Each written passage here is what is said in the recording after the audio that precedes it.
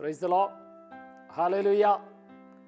യേശുവേ നന്ദി, യേശുവേ സ്തോത്രം. പ്രിയപ്പെട്ടവരെ, ഫിലിപ്പി ലേഖനം 4-ാം അധ്യായം 4-ാം തിരുവചനത്തിൽ നമ്മൾ ഇങ്ങനെ വായിക്കും: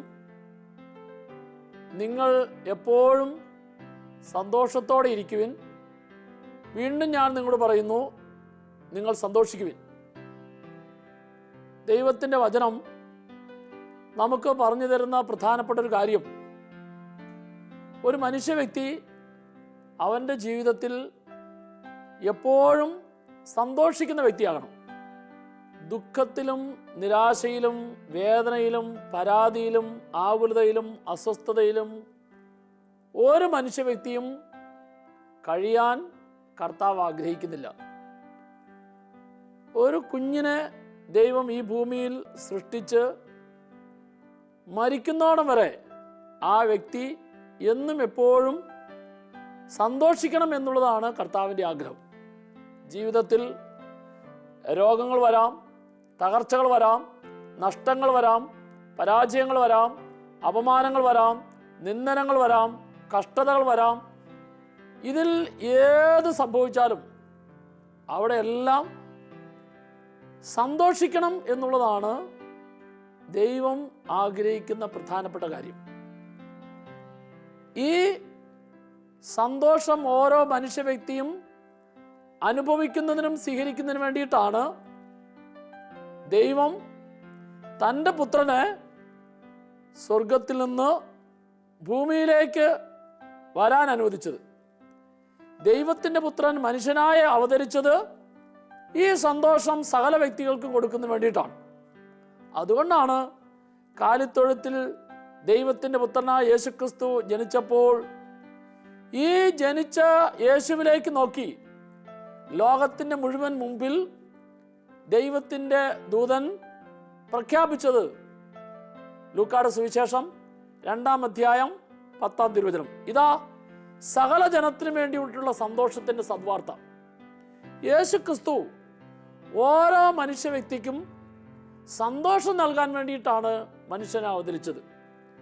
യേശുവിൽ വിശ്വസിക്കുന്ന, യേശുവേ എന്ന് വിളിച്ച് പ്രാർത്ഥിക്കുന്ന ഓരോ വ്യക്തിക്കും ഈ സന്തോഷം നൽകാൻ കർത്താവ് ആഗ്രഹിക്കുന്നു.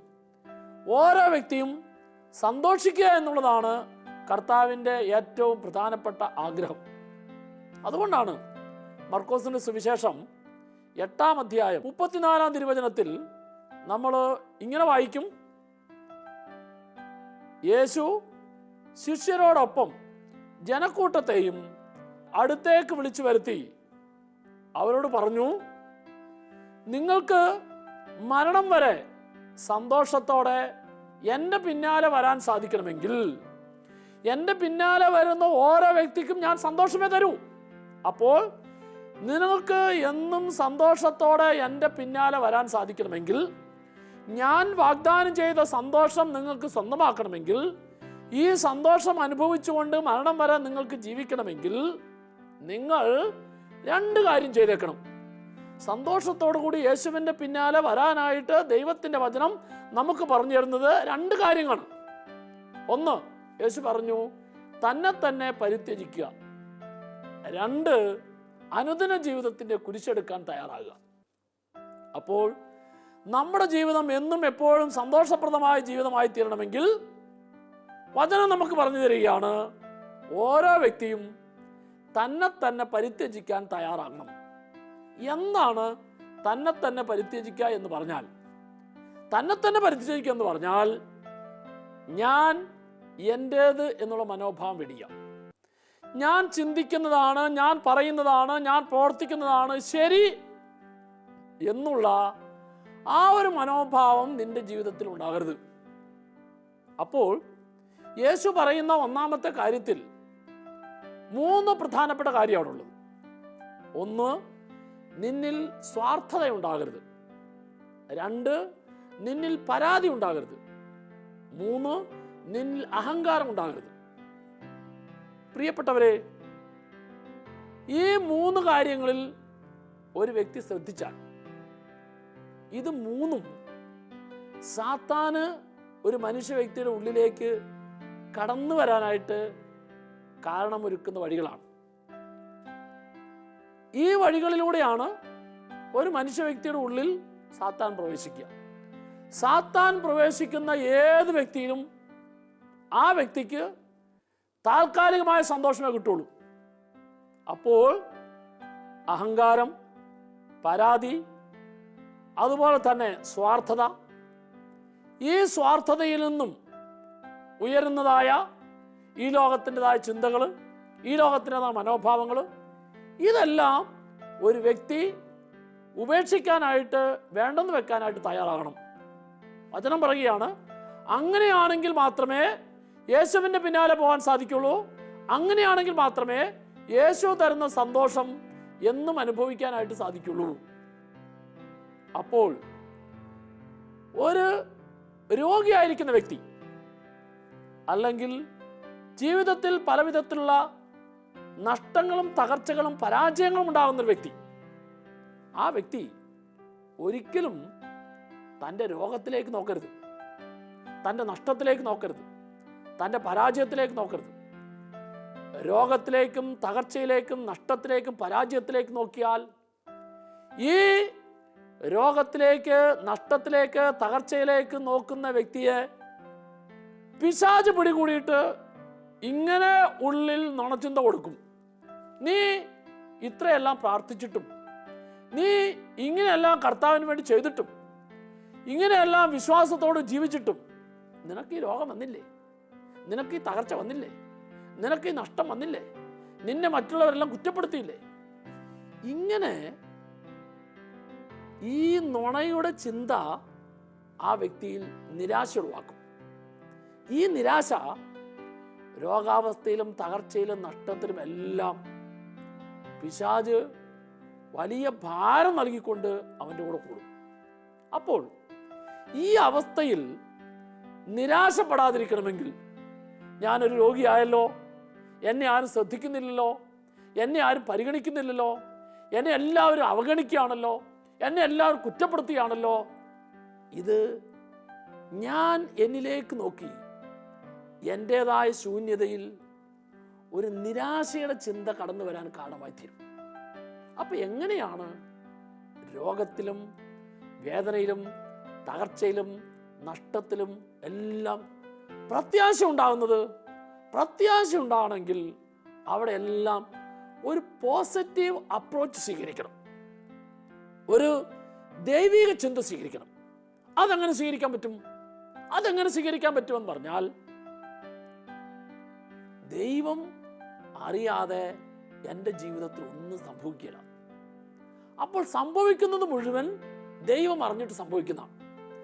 ദൈവം അറിഞ്ഞിട്ട് സംഭവിക്കുന്നതാണെങ്കിൽ ദൈവം അനുവദിക്കുന്നതെല്ലാം ദൈവം നന്മയാക്കി മാറ്റും.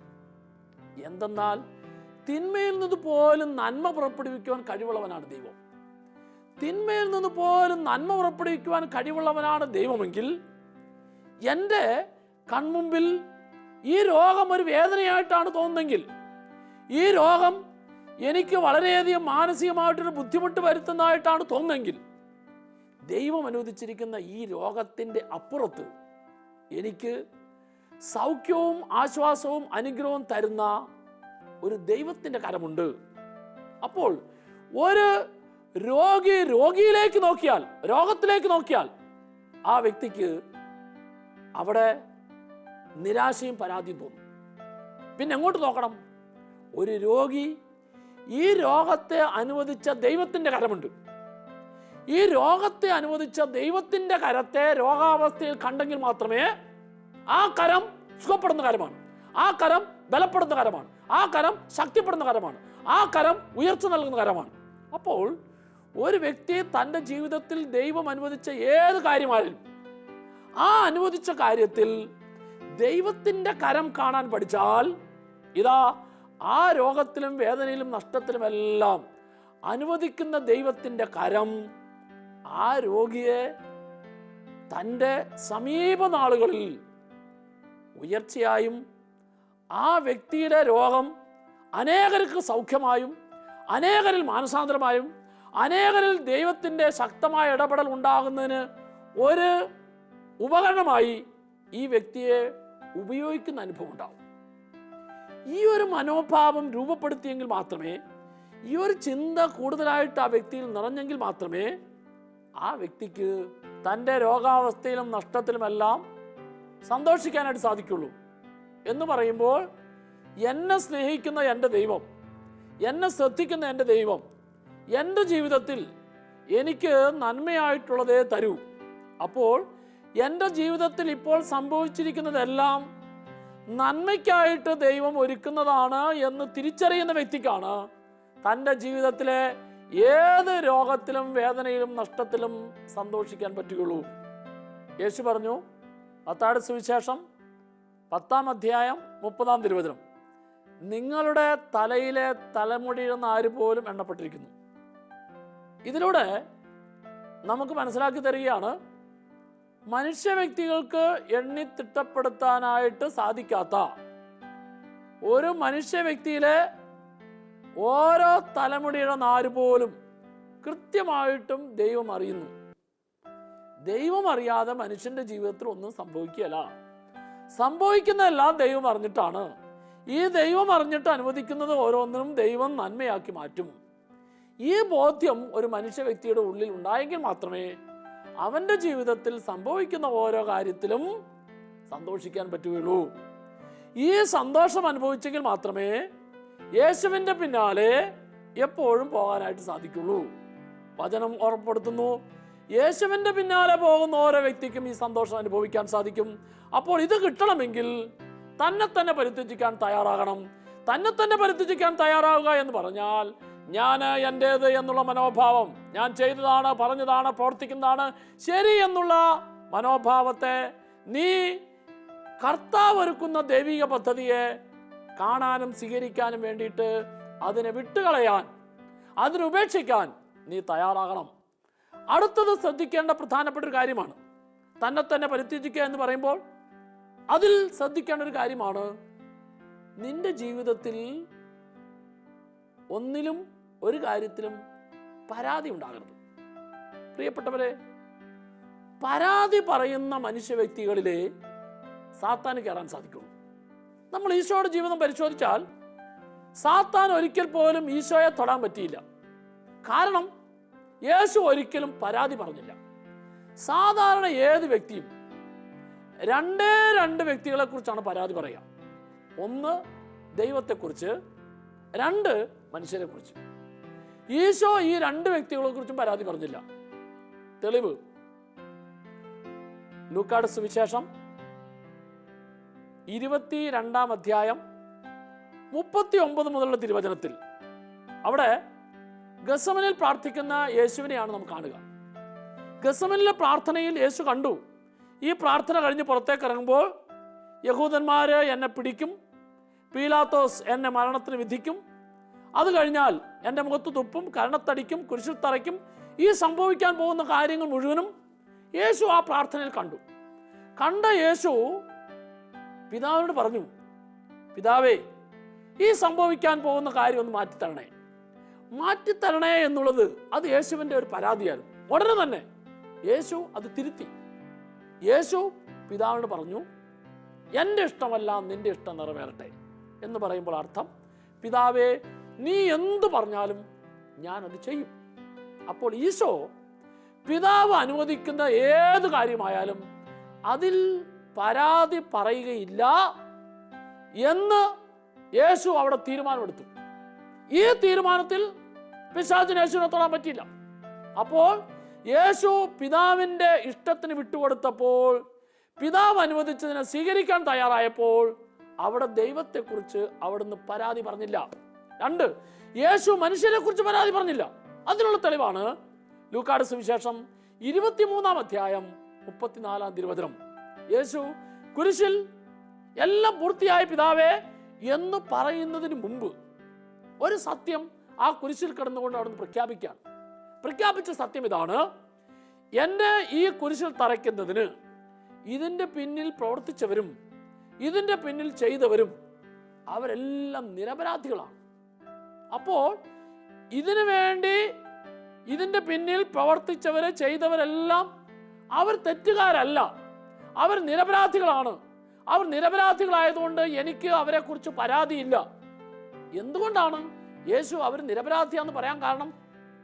ഞാൻ ദൈവത്തിൻ്റെ പുത്രനാണെന്ന്, ലോകത്തെ മുഴുവൻ രക്ഷിക്കാൻ വേണ്ടി വന്നവനാണെന്ന്, ഒരു വ്യക്തി പോലും നശിച്ചു പോകരുത്, എല്ലാവർക്കും എൻ്റെ പിതാവിൻ്റെ സ്നേഹം അറിയണം, അനുഭവിക്കണം, ഇതിനു വേണ്ടിയാണ് ഞാൻ വന്നത് എന്ന് പീലാത്തോസ് അറിഞ്ഞായിരുന്നെങ്കിൽ പീലാത്തോസ് എന്നെ വിധിക്കുകയില്ലായിരുന്നു. യഹൂദന്മാർ അറിഞ്ഞിരുന്നെങ്കിൽ അവരെനിക്കെതിരെ ആരോപിക്കുകയില്ലായിരുന്നു. എൻ്റെ മുഖത്ത് തുപ്പിയവൻ അറിഞ്ഞിരുന്നെങ്കിൽ ചെയ്യലായിരുന്നു. കുരിശിൽ തറച്ചവൻ അറിഞ്ഞിരുന്നെങ്കിൽ ചെയ്യലായിരുന്നു.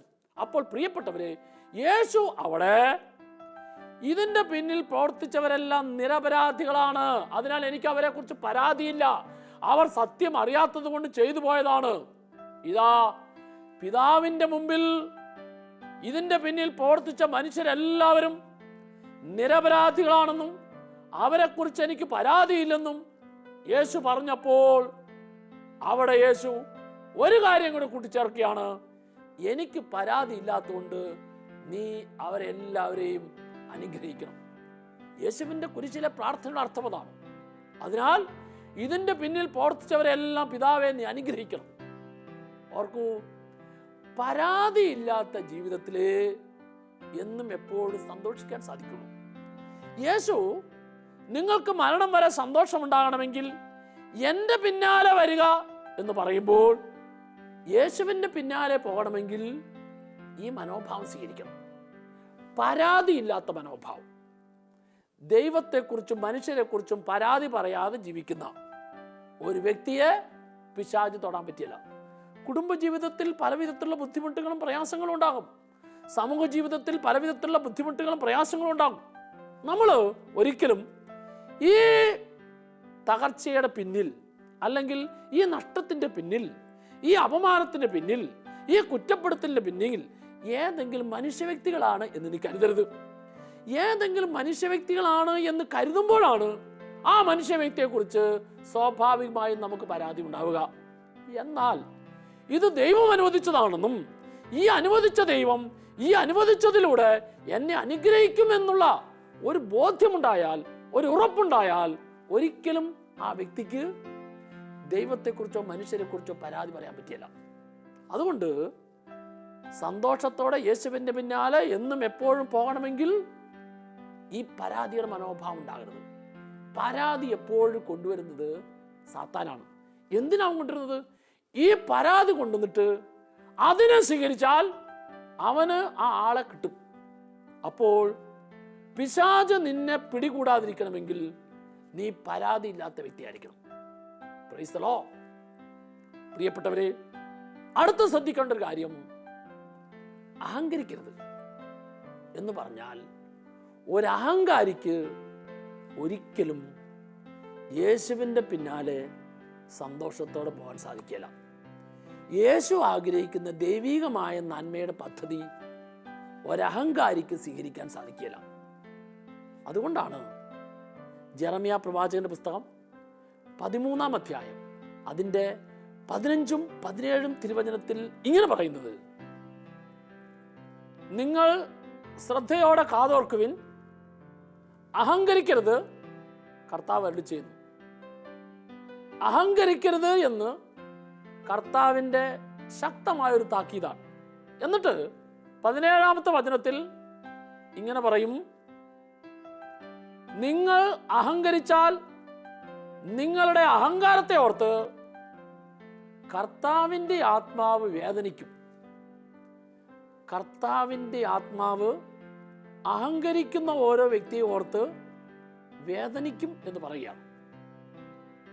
പ്രിയപ്പെട്ടവരെ, ദൈവത്തിൽ നിന്നും മനുഷ്യനിൽ നിന്നും മനുഷ്യരെ അകറ്റുന്ന ഒരു പാപമാണ് അഹങ്കാരം. ദൈവവും മനുഷ്യനും വെറുക്കുന്ന പാപമാണ് അഹങ്കാരം. പുതിയ പാപത്തെ ജനിപ്പിക്കാനായിട്ട് പ്രേരണ നൽകുന്നതാണ് അഹങ്കാരം. നാശത്തെ വിളിച്ചു വരുത്താനായിട്ട് ഒരു മനുഷ്യനെ പ്രേരിപ്പിക്കുന്ന പാപമാണ് അഹങ്കാരം. ഈ കാര്യങ്ങൾ സുഭാഷിതങ്ങളുടെ പുസ്തകം 16-ാം അധ്യായം അതിൻ്റെ 5-ാം വചനത്തിലും 18-ഉം 19-ഉം വചനത്തിലും അതുപോലെ തന്നെ പ്രഭാഷകന്റെ പുസ്തകം 10-ാം അധ്യായം 7 മുതൽ 13 വരെയുള്ള തിരുവചനങ്ങളും ഈ അഹങ്കാരിയായ മനുഷ്യന് സംഭവിക്കുന്ന കാര്യങ്ങളെക്കുറിച്ചാണ് പറയുന്നത്. അപ്പോൾ വചനം ഓർപ്പിക്കുന്നു, സന്തോഷത്തോടെ യേശുവിൻ്റെ പിന്നാലെ അവസാനം വരെ പോകാൻ സാധിക്കണമെങ്കിൽ ആ വ്യക്തിയിൽ അഹങ്കാരം എന്ന പാപം ഉണ്ടാകരുത്. പ്രിയപ്പെട്ടവരെ, അഹങ്കാരം അധപ്പതനത്തിലേക്ക് നയിക്കും. എന്ന് ശ്രദ്ധിച്ചോ, അനുസരണം അനുഗ്രഹത്തിലേക്ക് നയിക്കും. ഓരോ അനുസരണത്തിൻ്റെ പിന്നിലും ദൈവം ഒരുക്കുന്ന ദൈവികമായ പദ്ധതികളെ അനുസരിക്കുന്ന ഓരോ വ്യക്തിയിലും ദൈവം അനുഗ്രഹം വെച്ചിട്ടുണ്ട്. അതുകൊണ്ടാണ് ദൈവം ഒരുക്കിയതായ ദൈവിക പദ്ധതികളെ അബ്രാഹാം അനുസരിക്കാൻ തയ്യാറായപ്പോൾ ഉൽപ്പത്തി പുസ്തകം 22-ാം അധ്യായം 18-ാം തിരുവചനം ദൈവം അബ്രാഹത്തെ ഇങ്ങനെ അനുഗ്രഹിച്ചു, നീ എൻ്റെ വാക്ക് അനുസരിച്ചതുകൊണ്ട് നീ അനുഗ്രഹിക്കപ്പെടും, നിന്റെ സന്തതി അനുഗ്രഹിക്കപ്പെടും, നിന്റെ സന്തതിയിലൂടെ ഭൂമുഖം മുഴുവൻ അനുഗ്രഹിക്കപ്പെടും. ഒരു മനുഷ്യ വ്യക്തിയെ ആനന്ദത്തിലേക്ക് നയിക്കുന്നത്, സന്തോഷത്തിലേക്ക് നയിക്കുന്നത് ഈ അനുഗ്രഹമാണ്. ഈ അനുഗ്രഹം കിട്ടണമെങ്കിൽ ദൈവം അനുവദിക്കുന്ന ദൈവിക പദ്ധതികളെ സ്വീകരിക്കാനും അനുസരിക്കാനും തയ്യാറാകണം. ആ സ്വീകരിക്കുന്നതിലും അനുസരിക്കുന്നതിലും ആനന്ദം കണ്ടെത്താൻ തയ്യാറാണ്. Price the Lord, price the Lord. അപ്പോൾ മനസ്സിലാക്കുക, യേശു പറഞ്ഞത് അവസാനം വരെ സന്തോഷത്തോടെ എൻ്റെ പിന്നാലെ വരണമെങ്കിൽ നിങ്ങൾ 2 കാര്യം ചെയ്തേക്കണം. ഒന്ന്, തന്നെ പരിത്യജിക്കണം. ഞാൻ നിങ്ങളോട് പറഞ്ഞത് ഈ തന്നെ പരിത്യജിക്കുക എന്ന് പറഞ്ഞാൽ അതിൻ്റെ അർത്ഥം എന്താണ് എന്ന്. രണ്ടാമത്തേതാണ് അനുദിന ജീവിതത്തിൻ്റെ കുരിശെടുക്കാൻ തയ്യാറാകുക. എടുക്കേണ്ടത് കുരിശാണെങ്കിൽ എന്താണ് കുരിശ് എന്ന് മനസ്സിലാക്കണം. കുരിശ് സ്നേഹത്തിൻ്റെ അടയാളമാണ്, ത്യാഗത്തിൻ്റെ അടയാളമാണ്, സമർപ്പണത്തിൻ്റെ അടയാളമാണ്, സഹനത്തിൻ്റെ അടയാളമാണ്, രക്ഷയുടെ അടയാളമാണ്. സാധാരണഗതിയിൽ ഒരു വ്യക്തി തൻ്റെ മദ്യപിച്ച് കുടുംബത്തിൽ സന്തോഷവും സമാധാനം നഷ്ടപ്പെടുത്തുന്ന ഭർത്താവിനെ നോക്കി ഭാര്യ പറയും, ഈ ഭർത്താവ് എൻ്റെ ജീവിതത്തിൻ്റെ കുരിശാണ്. പറഞ്ഞാൽ കേൾക്കാത്ത മക്കളെ നോക്കി മാതാപിതാക്കന്മാർ പറയും, ഇത് എൻ്റെ ജീവിതത്തിന്, ഞങ്ങളുടെ ജീവിതത്തിൻ്റെ കുരിശാണ്. സാധാരണഗതിയിൽ, സാധാരണ ഭാഷയിൽ നമുക്ക് ഇഷ്ടമില്ലാത്തതായ കാര്യങ്ങൾക്കെല്ലാമാണ് കുരിശ് എന്ന് പേരിട്ടിരിക്കുന്നത്. എങ്കിൽ ഓർക്കുക, നിന്റെ അനുദിന ജീവിതത്തിൽ നിനക്കിഷ്ടമല്ലാത്തതായി നീ കാണുന്നത് ഏതെല്ലാമാണോ ആ കാണുന്ന ഓരോന്നിലും സന്തോഷം അനുഭവിക്കണമെങ്കിൽ നീ അതിനെ ഒന്ന് സ്നേഹത്തിൻ്റെ അടയാളമായി സ്വീകരിക്കണം. ഇഷ്ടമില്ലാത്ത ഒന്നിനെ സ്നേഹത്തിൻ്റെ അടയാളമായി സ്വീകരിക്കണമെങ്കിൽ അങ്ങനെ സ്വീകരിക്കുന്നതിന് അതിൻ്റെ പിന്നിൽ ഒരു വലിയ ത്യാഗമുണ്ട്. ഓർക്കുക, ആ ത്യാഗത്തെ സ്വീകരിക്കണമെങ്കിൽ മൂന്നാമതായി എൻ്റെ ഇഷ്ടത്തെയും ആഗ്രഹത്തെയും എല്ലാം ഞാൻ അടിയറ വയ്ക്കണം. യേശു തൻ്റെ ഇഷ്ടത്തെയും ആഗ്രഹത്തെയും എല്ലാം പിതാവിൻ്റെ ഇഷ്ടത്തിന് മുമ്പിൽ അടിയറ വെച്ചപ്പോൾ കിട്ടിയതാണ് കുരിശ്. ഓർക്കുക, ആ കുരിശിനെ ഈശോ സ്നേഹത്തോടെ കണ്ട് സ്വീകരിച്ചപ്പോൾ, സ്നേഹത്തോടെ കണ്ട് സ്വീകരിക്കുന്നതിന് വേണ്ടി അതിൻ്റെ പിന്നിൽ ത്യാഗം സ്വീകരിക്കാൻ തയ്യാറായപ്പോൾ, തൻ്റെ ഇഷ്ടത്തെ പൂർണ്ണമായും അതിനു മുമ്പിൽ സമർപ്പിച്ചപ്പോൾ, ആ സമർപ്പണത്തിന് വേണ്ടി സഹിക്കാൻ തയ്യാറായപ്പോൾ, ആ സഹനത്തിലൂടെ യേശു ലോകത്തെ മുഴുവൻ രക്ഷിക്കുന്ന രക്ഷാകര അടയാളമായി, രക്ഷിക്കുന്ന അടയാളമായി കുരിശിനെ മാറ്റി. പ്രിയപ്പെട്ടവരെ, അന്ന് വരെ കുരിശ് അപമാനത്തിൻ്റെ അടയാളമായിരുന്നു. അന്ന് വരെ കുരിശ് ശിക്ഷയുടെ അടയാളമായിരുന്നു. എന്നാൽ യേശു ആ കുരിശിനെ സ്വീകരിച്ചപ്പോൾ അന്ന് മുതൽ ശിക്ഷയുടെ അടയാളമായിരുന്ന, അപമാനത്തിൻ്റെ അടയാളമായിരുന്ന കുരിശ് രക്ഷയുടെയും അഭിമാനത്തിൻ്റെയും അടയാളമായി. എങ്ങനെ കുരിശ് രക്ഷയുടെയും അഭിമാനത്തിൻ്റെയും അടയാളമായി? ഈശോ അതിനെ സ്നേഹപൂർവ്വം സ്വീകരിച്ചപ്പോൾ, സ്നേഹപൂർവ്വം സ്വീകരിക്കുന്നതിന് അതിൻ്റെ പിന്നിൽ ത്യാഗം ചെയ്യാൻ തയ്യാറായപ്പോൾ, അതിനുവേണ്ടി തന്നെ സമർപ്പിച്ചപ്പോൾ ഈ സമർപ്പണത്തിൽ അനുഭവപ്പെട്ട സഹനങ്ങളെയെല്ലാം സന്തോഷത്തോടെ സ്വീകരിച്ചപ്പോൾ ആ സ്വീകരിച്ചത് ഓരോന്നും രക്ഷയായി മാറി. ഇനി ഇതേ മനോഭാവത്തെ എൻ്റെ ജീവിതത്തിലേക്ക് എടുത്തു നോക്കൂ. ചിലപ്പോൾ എനിക്ക് സ്നേഹം തോന്നാത്ത, പൂർണ്ണമായി ഇഷ്ടം തോന്നാത്ത എൻ്റെ ജീവിത പങ്കാളിയാകാം, മക്കളാകാം, സഹോദരങ്ങളാകാം, അധികാരികളാകാം, സഹപ്രവർത്തകരാകാം, ഏത് വ്യക്തിയായാലും അവരെ എന്നോട് താല്പര്യവും എന്നോട് സ്നേഹവും എന്നോട് നല്ല രീതിയിൽ പെരുമാറുകയും ചെയ്യാത്ത ഒരു വ്യക്തിയെ എനിക്ക് സ്നേഹത്തോടു കൂടി കാണാൻ സാധിക്കണമെങ്കിൽ, സ്നേഹത്തോടു കൂടി സംസാരിക്കാൻ സാധിക്കണമെങ്കിൽ, സ്നേഹത്തോടു കൂടി പെരുമാറാൻ സാധിക്കണമെങ്കിൽ അതിൻ്റെ പിന്നിൽ വലിയൊരു ത്യാഗമുണ്ട്. ആ ത്യാഗത്തെ സ്വീകരിക്കണമെങ്കിൽ അവിടെ വലിയൊരു സമർപ്പണമുണ്ട്. ആ സമർപ്പണത്തെ ഉൾക്കൊള്ളണമെങ്കിൽ അതിൻ്റെ പിന്നിൽ വലിയൊരു സഹനമുണ്ട്. ആ സഹനത്തെ സ്വീകരിക്കുമ്പോൾ ഇതാ യേശുക്രിസ്തു പൂർണ്ണമായും അനുവദിക്കുന്ന ഓരോ കാര്യങ്ങളിലും നമുക്ക് രക്ഷ നൽകും. ഈ രക്ഷയുടെ മനോഭാവത്തെ കാണാനും സ്വീകരിക്കാനും ഉൾക്കൊള്ളാനും സാധിച്ചെങ്കിൽ മാത്രമേ എൻ്റെ അനുദിന ജീവിതം സന്തോഷപ്രദമായി യേശുവിൻ്റെ പിന്നാലെ പോകാൻ സാധിക്കുള്ളൂ. അതുകൊണ്ട് യേശു പറഞ്ഞിരുന്ന പ്രധാനപ്പെട്ട കാര്യം, നിന്റെ അനുദിന ജീവിതം ആനന്ദത്താൽ നിറഞ്ഞ് സന്തോഷത്തോടെ യേശുവിൻ്റെ പിന്നാലെ പോകണമോ, തന്നെ പരിത്യജിക്കാൻ തയ്യാറാകുക, അനുദിന ജീവിതത്തിൻ്റെ കുരിശെടുക്കാൻ തയ്യാറാകുക. ഇന്ന് വരെ നമ്മുടെ ജീവിതത്തിൽ, നമ്മുടെ കുടുംബത്തിൽ, നമ്മുടെ ജോലി മേഖലയിൽ ഇഷ്ടമല്ലാത്തതായി കണ്ട ഓരോന്നിനെയും ഈശോയുടെ മുമ്പിൽ വചനം കേൾക്കുന്ന നമുക്ക് ഓരോരുത്തർക്കും തീരുമാനമെടുക്കാം. അതിനെ ഓരോന്നിനെയും സ്നേഹത്തോടുകൂടി കാണാൻ, സ്നേഹത്തോടുകൂടി പെരുമാറുവാൻ, സ്നേഹത്തോടുകൂടി അവരോട് പ്രതികരിക്കാൻ.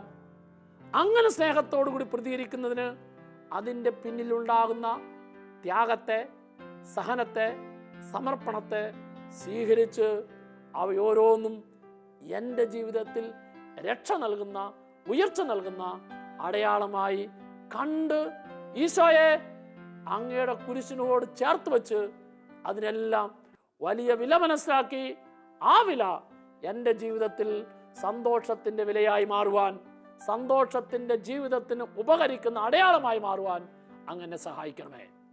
ഒരു നിമിഷം കരങ്ങൾ കൂപ്പി കണ്ണുകളടച്ച്, കർത്താവേ, ഈ നിമിഷങ്ങളിൽ അവിടുന്ന് എനിക്കിത് പറഞ്ഞു തന്ന വചനത്തിൻ്റെ ആഴം ഗ്രഹിച്ച് അവിടുന്ന് സ്വീകരിച്ചതുപോലെ ജീവിതത്തിൽ പിതാവ് അനുവദിക്കുന്ന ഓരോന്നിനെയും സന്തോഷത്തിൻ്റെ അടയാളമായി കാണുവാനും, ആ കാണുന്നതിലൂടെ എൻ്റെ ജീവിതത്തിലും കുടുംബത്തിലും എൻ്റെ ജോലി മേഖലയിലുമെല്ലാം വലിയ ഉയർച്ച ഉണ്ടാകുവാനും നീ ഇടയാക്കണമേ.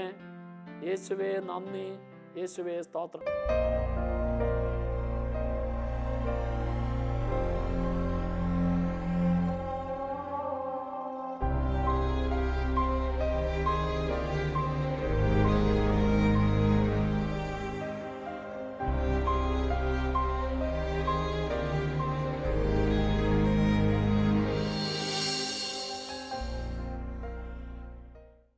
വിശദ വിവരങ്ങൾക്ക് director, divine vision, divine retreat centre, Muringoor, Chalakudy 680316, Kerala, south India. Telephone 0091 480 270 8098, 0091 480 270 2613. Fax 0091 480 270 8097. Email mail.divintv@gmail.com. Website www.drcm.org.